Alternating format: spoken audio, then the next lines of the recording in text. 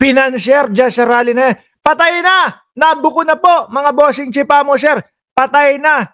Duterte ang pasimuno ng rally, mga kababayan, mga boss chipamo, sir.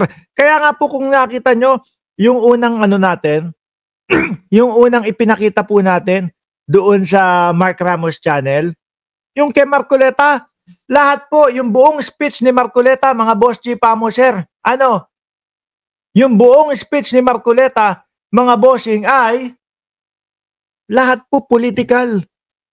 Kaya po, mga kababayan, si bossing, eto, Totoo. Huwag po nating kalilimutan. Kaya kahit na sabihin niya, ipaalala niya na hindi pagpapababa sa Pangulong Bongbong Marcos yung kanilang ginagawa, alam at halata naman natin yung mga yan, mga boss. Di ba? Kaya nga yung impeachment ho, mga bossing, di ba nagsalita, eto din po, si Sir? Ano sinabi? Madaming problema ang Pilipinas. Madaming problema ang Pilipinas. Bakit uunahin pa yung impeachment? Naknang tokwa, sir. Hindi niyo po ba alam na ang pinaka problema ng Pilipinas ay korupsyon? Kaya po yung pera ng bayang Pilipino o yung pera po na dapat po ipangpapagawa ng mga proyekto na makapagpapaunlad at makapagpapabilis ng pag-unlad ng Pilipinas, eh wala. Ninanakaw. Na imbis na sana ho, yun sir ay mapapabilis ang pag-angat ng Pilipinas, hindi napupunta sa bulsa ng iisang tao, boss. Tapos sasabihin nyo, hindi impeachment ang problema. Hindi impeachment ang pangunahing problema. Yun ang pangunahing problema ng Pilipinas. Corruption.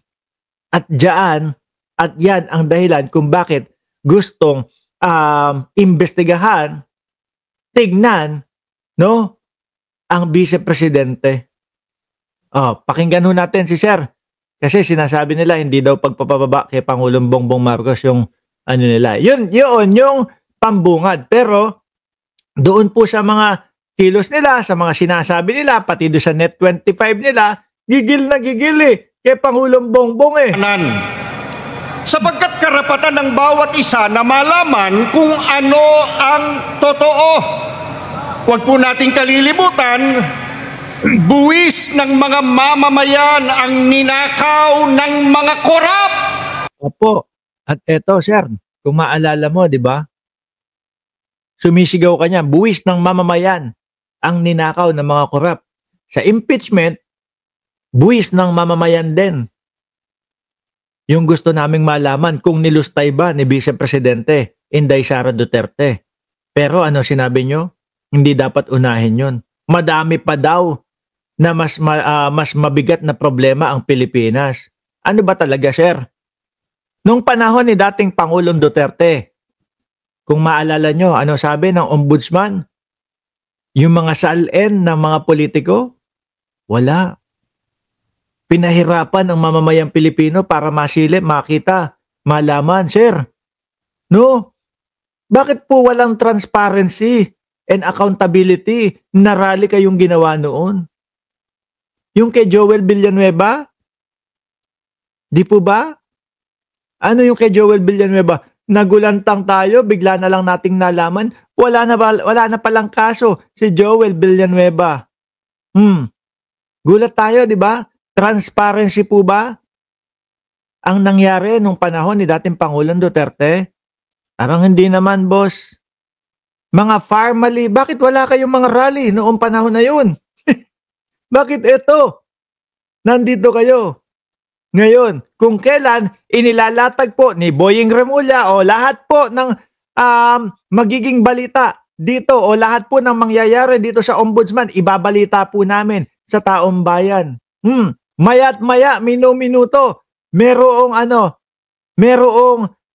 interview si Boying Remulla para lang mailatag yung transparency. Ang Pangulong Bongbong Marcos, ito inilabas sa inyo lahat, 15 na nangungunang mga construction company. Hindi ko sinasabing lahat yan may anomalya. Yung isa nga dyan na construction company, wala daw silang flood control project o walang ghost project. maganda lang yung asawa niya. No, di ba? Inilatag ni Pangulong Bongbong Marcos yan. Yung nakita na merong mga katiwalian, naglabas, naglagay ng website, isumbong mo sa Pangulo. Tapos dito kayo sisigaw, transparency. Ginagawa na po ng gobyerno. Dapat, boss, sumigaw din kayo dyan na ituloy na yung impeachment. Kasi pondo din natin yun. Pera din natin yun. Di ba? Na gustong malaman ng taong bayan kung ano ang nangyari talaga doon. Boss, sigaw naman tayo. No, imbestigahan na yung impeachment. Ituloy na yung impeachment. Di po ba, mga kababayan? Bakit pagdating doon sa impeachment na pera din po ng taong bayan na merong mga resibo, merong mga nagsasabi na nakatanggap po kami ng 25 to 50,000 pesos per month, merong sa staff ni Sara Duterte na sinasabi na sila chika ang pumipick up ng pera ng bayan, bakit ayaw natin tuloy yon? Di ba? Pera din po ng bayan nyo, sir. Kaya dapat lang na gawing bukas sa taong bayan ang mga investigasyon. Hindi. Ako, mas naniniwala ho ako, mga kababayan, ngayon. Dati ako, nakikisali ako doon sa sinasabi na, buksan yan para malaman, makita ng taong bayan. Ngayon, ang style kasi pala, nung sila Marcoleta, pagka binubuksan, pag sinisilip nila, pag nalalaman nila, bigla silang nagpapasok ng mga mala or ligotesa na mga witness. Guguluhin lang po. Guguluhin lang po, mga bossing. Sige, sino ang naniniwala dito na yung Orligotesa ay legit na witness? Wala.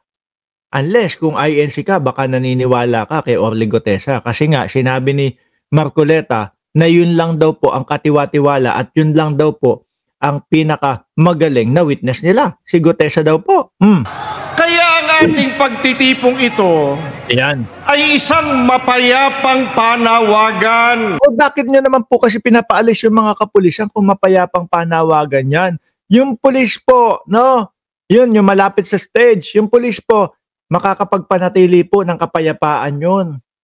Pag may nanggulo sa rally ninyo, sir, nandyan po agad yung kapulisan. Stop yung gulo. Di ba? Kung ako magpaparally, mga kababayan, ha? Kung ako magpaparally, sige, ganito. No, rally tayo. Humingi tayo